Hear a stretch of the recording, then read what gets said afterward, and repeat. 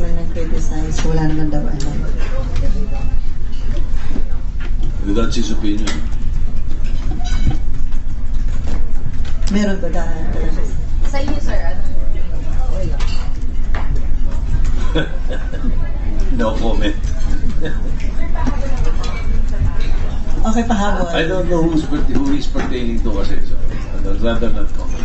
Sir, baka may comment lang po kayo. Pinayagan ng Sandigan Bayan si Senator Jinggoy and Janet Napoles na mag-file ng renewal. Pwede naman talaga yun. Pero... Senator JV filed the renewal nung siya charge dati dun sa San Juan. Oh, and he, But they're just, parang one step away na lang sila for to a possible dismissal ng kanilang kaso. What do you think of that? I'm not familiar with the case. Sorry.